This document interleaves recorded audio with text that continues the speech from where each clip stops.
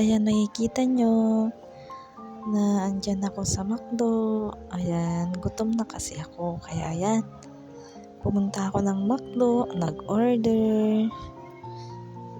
Tas ayan, dahil hindi ako kumain ng agahan.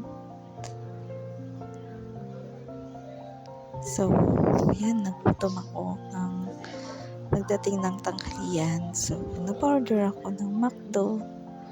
Kaya, ayan, nakikita nyo, hindi na kumakalma sa pagkain, pagsubok, pag-inom. Ayan, tinungga na.